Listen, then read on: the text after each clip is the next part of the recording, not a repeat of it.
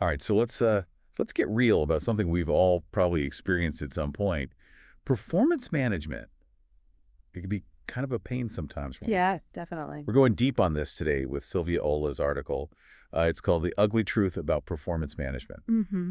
and she really doesn't hold back. No, she really doesn't pull any punches. It's great.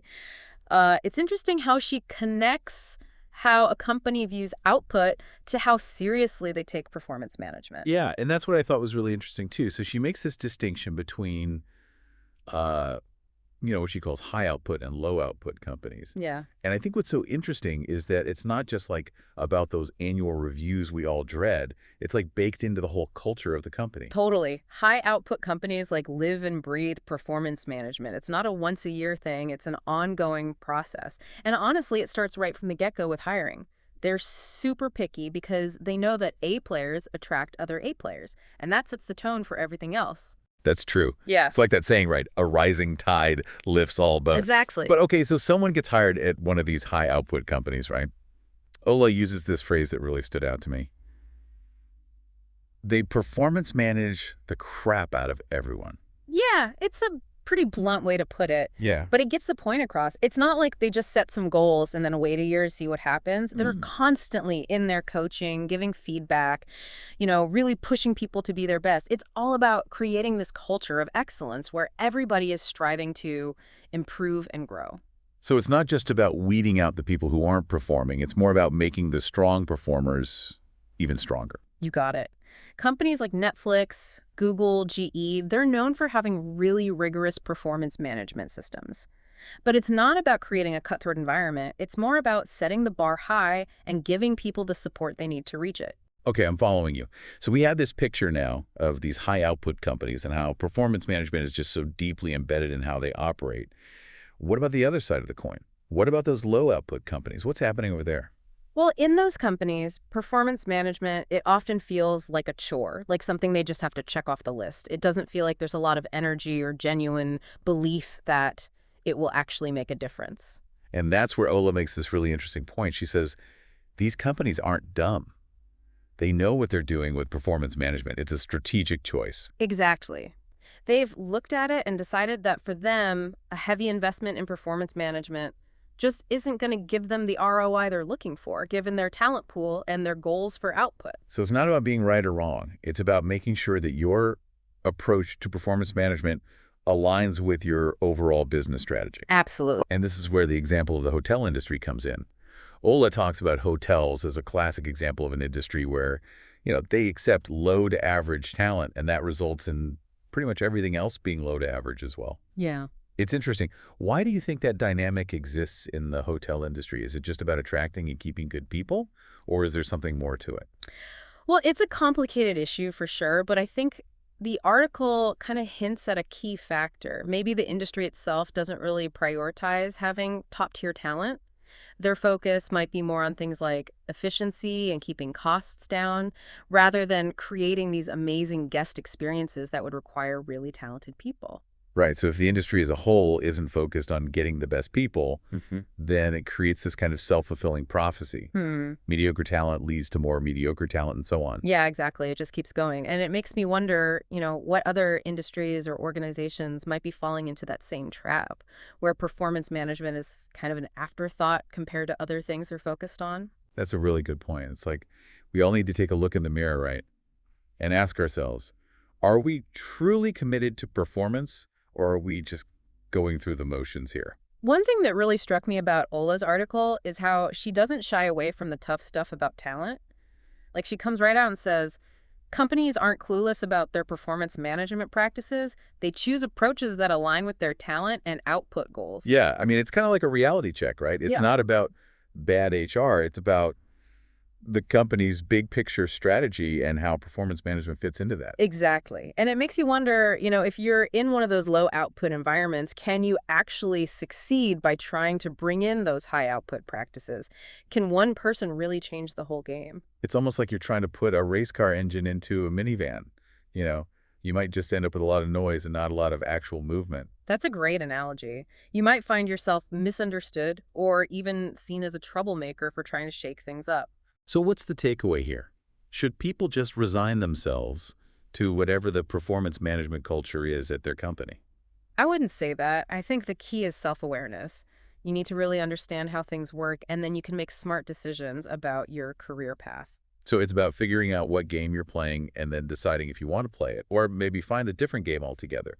Some people might be perfectly happy in a low output environment where things move a little slower and there's less pressure to constantly be pushing the Oh, limits. right, and that's totally valid. Some people prioritize stability, work-life balance, a less intense work environment, and that's perfectly fine. But then there are those people who are just wired for high performance, the ones who thrive on challenge and constant growth. For them, being stuck in a low output environment can be really frustrating. Absolutely. And that's where this ugly truth that Ola talks about can actually be empowering because it gives you the information you need to make a choice. So you can either try to adapt to the existing system, knowing that you might not be challenged as much, or have the same opportunities to grow. Or you can decide to look for a company that's a better fit for your goals and how you like to work. It's not about judging one type of company as being better or worse. It's about finding the right match for you, your needs, and what you want to achieve. Exactly. And this is where things get really interesting. Because if we shift our thinking from the company level to the individual level, this knowledge about how different performance management styles work, it actually becomes like a secret weapon. A secret weapon. I like that. Tell me more. Well, think about it.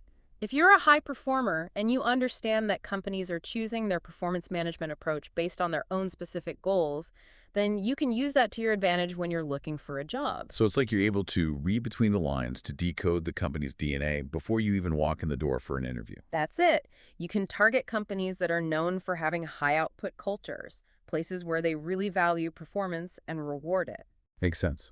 But what about people who are already in a low output environment and feeling like they're stuck? Any advice for them? The first thing I would say is don't lose hope. There are definitely ways to thrive, even in a company that might not be as focused on performance as somewhere like Google. Okay, so what are some strategies for navigating that kind of situation?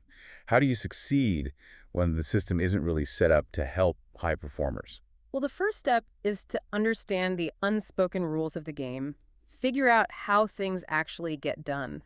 Who are the people who have influence, even if they're not at the very top of the hierarchy? So you need to understand the informal power structures and how to navigate those relationships effectively. Yes, it's about relationships, and it's also about finding ways to create your own pockets of excellence. You can seek out challenging projects, volunteer for leadership roles, or find mentors who can help you grow, even if those opportunities aren't coming through the formal performance management system. So it's about taking charge of your own development, no matter what kind of environment you're in. That's the key. And remember, even in a company that's generally low output, there might be teams or departments that have a stronger performance culture. So it's always worth exploring those internal opportunities as well. It's almost like being an entrepreneur inside a larger company. You have to be resourceful, create your own opportunities, build your own network of support. That's a great way to think about it.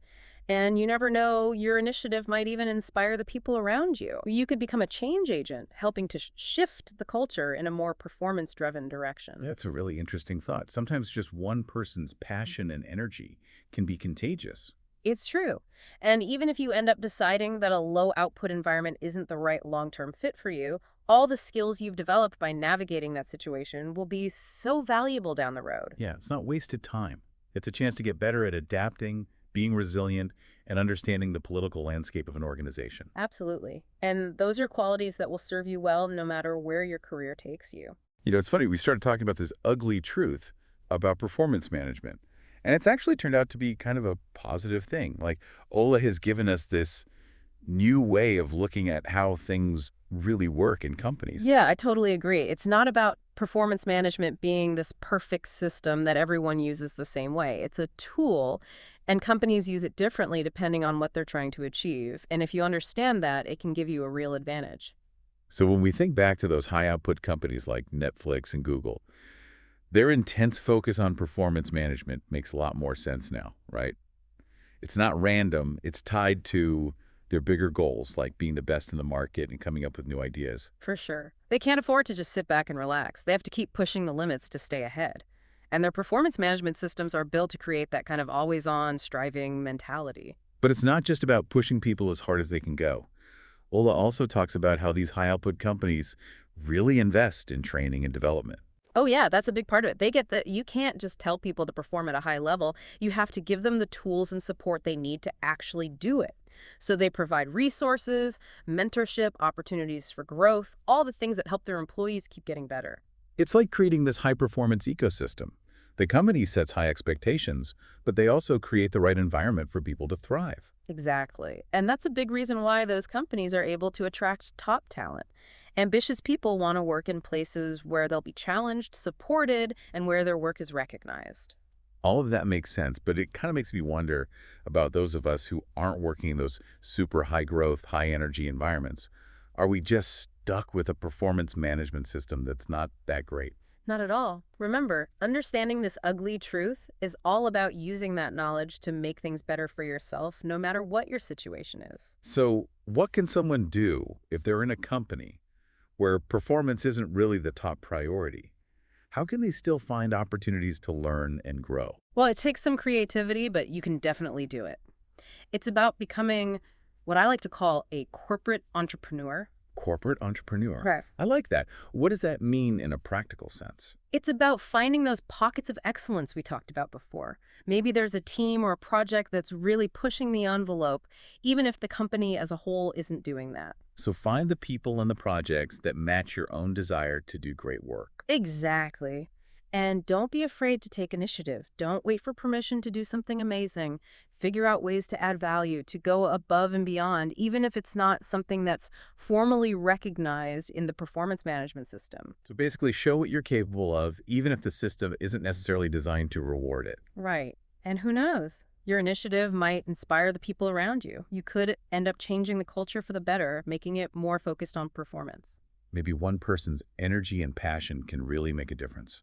Absolutely. And even if you decide down the line that a low output environment isn't the right fit for you, all the skills you learned navigating that situation will be incredibly valuable. Yeah, it's not time wasted. You learn to be resourceful, to adapt, and to understand how the power dynamics work in a company. Exactly. And those are all qualities that will be helpful throughout your career, no matter what company or industry you end up in. So if we could boil it all down to one key takeaway for our listeners today, what would it be? I'd say knowledge is power. When you understand how performance management works, even the not so pretty parts, it gives you a real edge. You can make smarter choices about your career and create your own opportunities for growth, no matter where you are. That's a great point to end on. Thanks for joining us for this deep dive into the world of performance management. It's been eye-opening, thought-provoking, and I think ultimately pretty empowering. Until next time, keep learning, keep growing, and keep pushing the boundaries of what's possible.